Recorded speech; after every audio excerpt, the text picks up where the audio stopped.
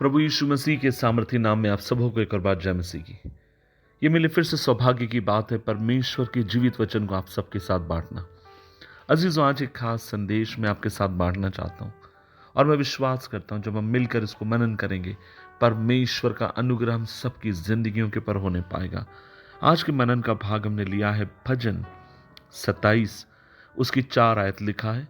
एक बार मैंने यहोवा से मांगा कि उसी के यत्न में लगा रहूंगा कि मैं जीवन भर यहोवा के भवन में रहने पाऊं, जिससे यहोवा की मनोरता पर दृष्टि लगाए रखूं। इंग्लिश में और अच्छा लगता है।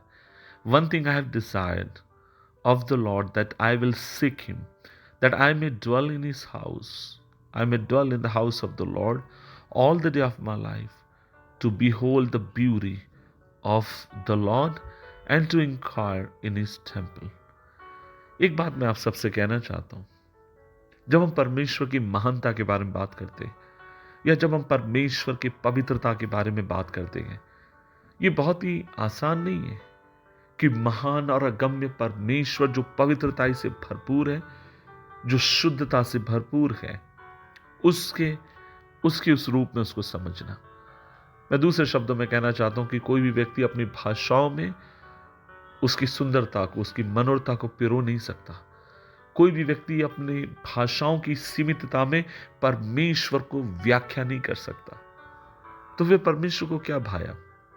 परमेश्वर को भाया कि वह अपने आप को उस रूप में प्रकट करे, उस बात में प्रकट करे जिसमें मनुष्य उसको आसानी से समझ सकता है। उदाहरण के लिए, मूसा को जब वो पवित्रता के बारे में समझाना चाहता था, मूसा को जब अपने बारे में समझाना चाहता था, उसने जलती हुई झाड़ी में से मूसा को दर्शन दिया।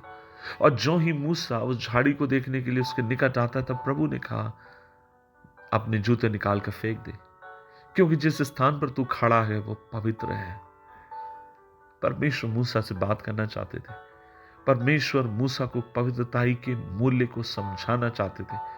और हम देखते हैं परमेश्वर को उस भाषा में बात करनी पड़ी जिस भाषा को मूसा आसानी से समझ सकता था।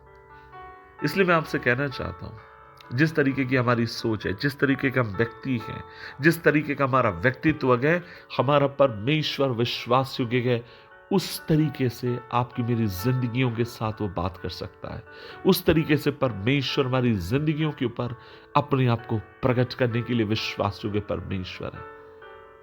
जो भाषा आप समझते हैं, मान लीजिए ये तो इसी प्रकार है, जब आप एक छोटे से बच्चे को देखते हैं जो 2 साल का है, 1.5 साल का है, जब आप उससे बात करते हैं, आप जो नॉर्मल बात करते हैं वैसे बात नहीं करते, आप साधारण बातों को करते हैं। आप बातें बना बना कर उससे बात करते हैं। क्यों आप कर रहे हैं? आप इसलिए कर रहे हैं ताकि वह जिस भाषा को समझता है, बच्चा जिस भाषा को पकड़ सकता, आप उस भाषा में उस स्तर पर आकर आप उससे बात करने की कोशिश करें। ठीक उसी प्रकार जीविता परमेश्वर भी आपकी मेरी जिंदगी में यही करता है। वो हमें समझाना चाहता है, वो हमसे बात करना चाहता है। एक चीज जो बार बार मैं आप सबसे कहता हूं और बांटता हूं, और वो ये है, परमेश्वर का वचन एकदम साफ है। जब हम उससे प्रार्थना करते हैं वो हमारी बातों को सुनता है, और जब उसके पवित्र वचन को हम मनन करते हैं, पढ़ते हैं, परमेश्वर हमसे बात करता है हमारी भाषा में। मैं आपसे कहना चाहता हूं, हम न जाने कितने सौभाग्यशाली हैं कि हमारी भाषा में हमारे पास बाइबल है, हमारी भाषा में अपने पास परमेश्वर का वचन है, और हम परमेश्वर को पढ़ सकते हैं, उसके पुत्र को हम पहचान सकते हैं, उसके ज्ञान में हम और अधिक बढ़ सकते हैं। आप विश्वास करिए, यह सौभाग्य अब्राहम को नहीं मिला, इसहाक को नहीं मिला, याकूब को नहीं मिला, क्योंकि उनके पास लिखा हुआ कोई वचन ना था।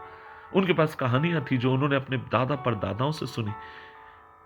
इसीलिए जब आज आपके हाथ में, मेरे हाथ में पवित्र शास्त्र बाइबल है, हम कह सकते हैं कि पूरा प्रकाशन परमेश्वर ने हमें दिया है। जो उत्पत्ति से लेकर प्रकाशित वाक्य तक क्या होने वाला है, इस वचन में हम देख सकते हैं, समझ सकते हैं।